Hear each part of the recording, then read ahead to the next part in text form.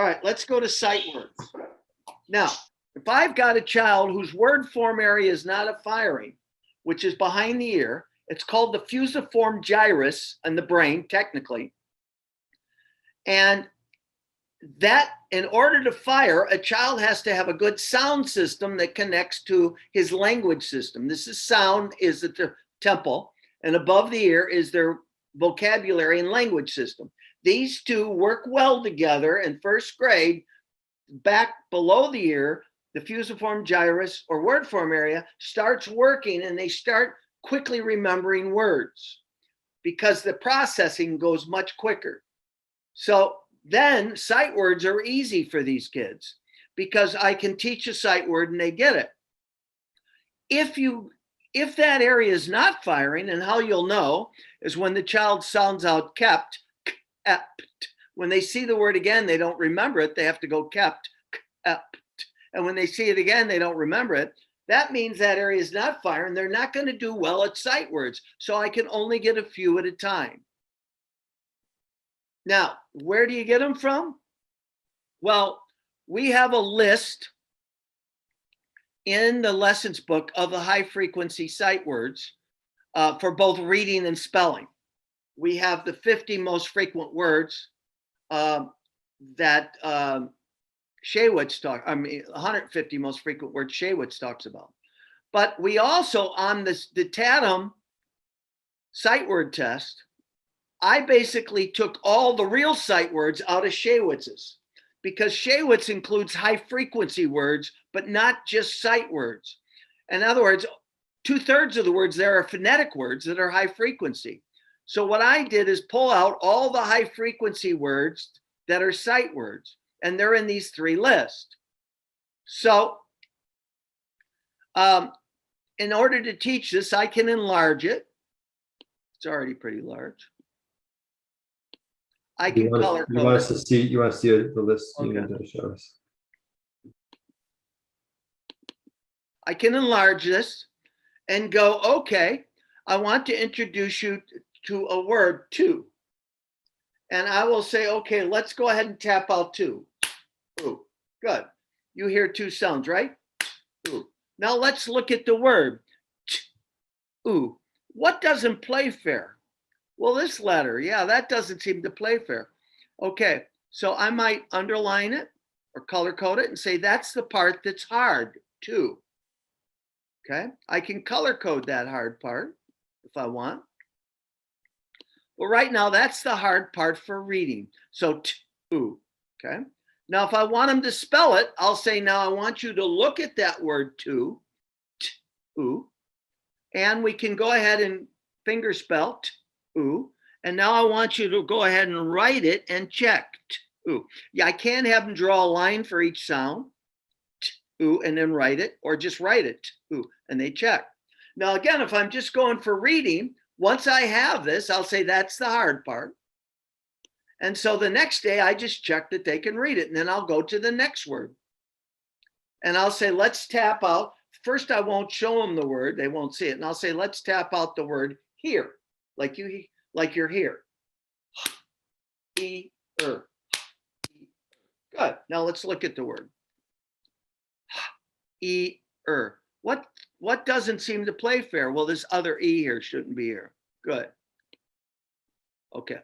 So that's what's kind of strange here in the word here. That's why that's tough to spell or read.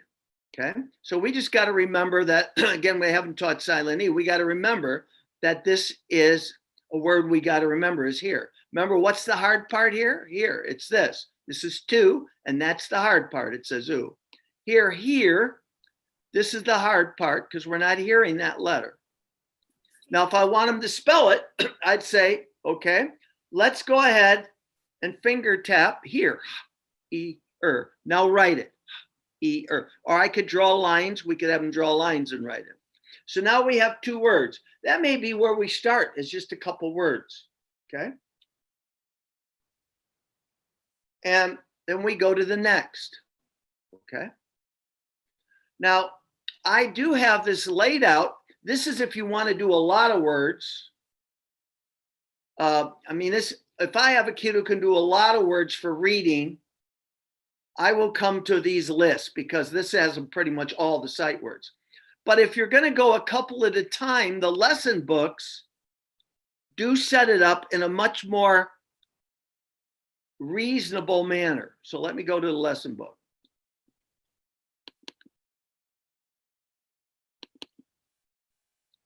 So in the lessons book, those sight words I just showed you are laid out for you concept by concept.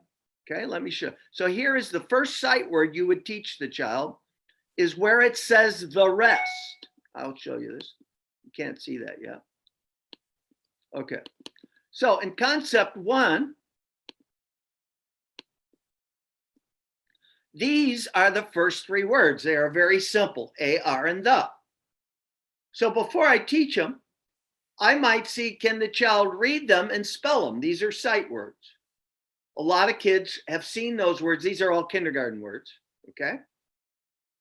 And again, if they can't, they should be able to spell A, obviously. But if they have trouble with R, then that would be a word that, again, I'll enlarge. And I'll say, okay, we're going to tap out the word R. Are you ready? R. How many taps? 1. Now let's look at the word. R. What's hard about it? Well, we don't hear this. Good. And we don't hear this. These are the 2 hard parts in R. That's right. Now, again, you can use it right from this list and enlarge it, or you can put these on a whiteboard. Yeah, these are the 2 parts, the hard parts, these 2. Okay. Now, if I want them to spell it, I'd say, all right, let's tap it out. R. Now write it. R. And they'll write out the word and check. Okay. All right. So we've got 2 words. So those are words they should be able to read and spell. Then I'll do, let's say, the word the. I might say, let's tap out the. Good. Here's the word, the. What's the hard part? This. Yeah, that doesn't seem to say the. Good. So let's read that. The. Now let's read these 3 words, these others, a, r, and the. Now let's spell the. Tap it out with your fingers. Now go ahead and write it and then look up and check. Now with kids with dyslexia, that's a handful. That may be all they can remember and they may need practice. But if the child knows these words, we then go to concept 2. And again, I put the words in order.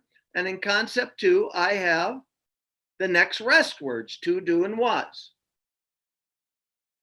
And then I have the next rest words. Rest means they're not the best.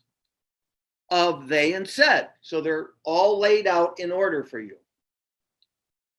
My kids, to be quite frank, that had dyslexia, couldn't remember those words because their word form area wasn't firing. So I did a few that they knew, but anyway, I moved ahead in reading. And what happened after a few months when their word form area fired, these no longer were a problem. They started logging words for reading and spelling regularly, and they could spell words way beyond what I could have taught them because their word form areas started to remember it. So my goal with kids is to get the word form area going. Okay. Meanwhile, you can approach it the way I've done right here, systematically. So for reading, I only deal with they, the a. They, here's the hard part. Good. So how do you pronounce it? They, we got to remember that's the hard part. Should really be an AY there, shouldn't it? Said, okay, let's tap out said. Again, I won't show them the word when we first do it. Said, okay, good. Now let's look at the word said. What's the hard part here? Good. It says said. What's this word? They. What's that word? Said. And so the next day, I would just have them read it if I'm just dealing with reading. Again, if I'm dealing with spelling, I'd go to the next step. After I did they and said, this is the hard part, I would have them finger tap A and then write it and check. And then from then on, when I'm doing the spelling, I would occasionally throw these words in. But with a child with dyslexia, they can't remember a lot of these. So you may be stuck after a few days of limited, and what they may only be able to know these amount of sight words for a while. And that's normal. because when they're word form area fires, these are easy. I was amazed at what my two guys could spell because I didn't teach them these, and they remembered them because they're word form area fires. Now, here's the beauty of the word form area firing. We used to think it took often 5 to 10 times to remember a word. But we now know from first grade studies in that it seems like once your word form area fires 1 or 2 times and you remember it for reading and spelling.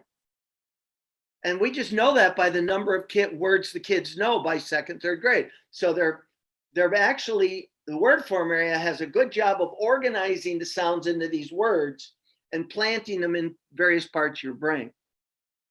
So Catherine, when you said, what do you do with the sight word for kids who are having trouble?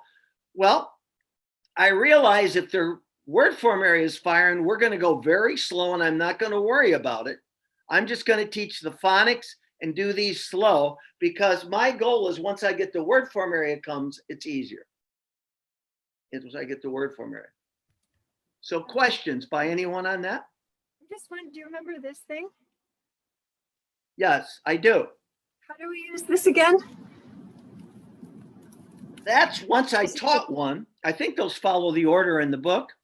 Yeah, they're numbered anyway. Once I've taught a spelling word, they're just going to basically go through and get a marker and write in the letters. It's a way of checking it rather than just having them spell the word there the next day.